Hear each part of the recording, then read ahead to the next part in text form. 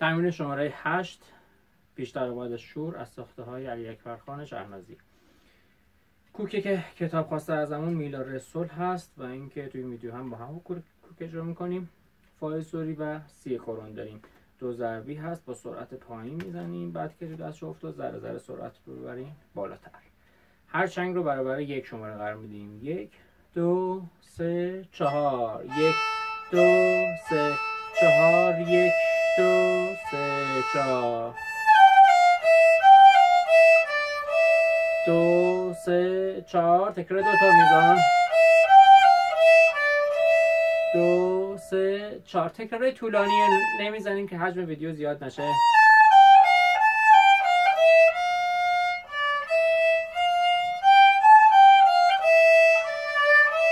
2 3 4 سی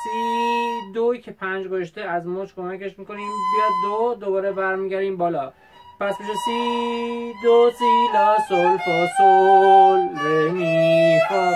سول لا فا لا سول 3 4 لا سی لا سول فا می فا ره می فا سول لا سول فا می ره می 3 4 ادامهش سی کرون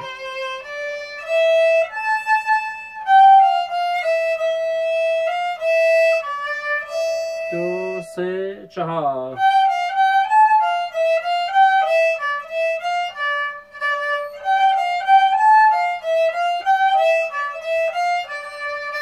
سول فا سول لا سول فا می ره می 3 4 سی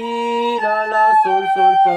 لا سول سول فا فا می سول فا سول لا سول فا می ره می 3 4 ره سول سول سول سول سول فا سول. پس میشه 1 2 3 4 لا سی لا سول فا می فا ادامه 3 4 ره می فا سول لا سی لا سول فا 3 سکوت می فا سول لا سول فا می ره می 3 4 1 2 3 4 1 2 3 4 ره می فا سول لا سی سول سی لا 3 4 1 2 3 4 لا سول فا لا لا سول سول فا سول 3 4 ره دو سی سی لا لا سول لا سی دو ره دو سی لا سول لا 3 4 سول فا سول لا نوت زینت داریم سی لا سی سول سی لا 3 4 سی دو سی لا سول فا سول 3 4 ره می فا سول لا سی لا سول فا می ره سکوت لا سول فا می ره می 3 4 1 2 3 4 1 2 3 4 1 2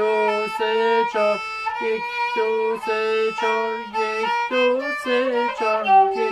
2 3 4 1 2 3 4 1 2 3 4 سی دو سی لا سی ره سکوت دو ره می فا می ره دو سی دو سکوت سی دو ره می ره دو سی سی سکوت لا سی دو ره دو سی لا سول لا 3 4 1 2 3 4 نوت زینت میره دو دو سی سکوت دو دو دو دو ره دو سی سی لا لا سول لا سی دو ره می فا می ره دو سی دو ره می ره دو سی لا سی دو ره دو سی لا سول لا 2 3 4 1 2 3 4 1 2 3 4 ره می دو می ره سکوت ره می فا سول فا می ره دو 2 3 4 1 2 3 4 1 2 3 4 فا می ره می سکوت می ره دو ره می دو می ره 3 4 می فا می ره دو سی دو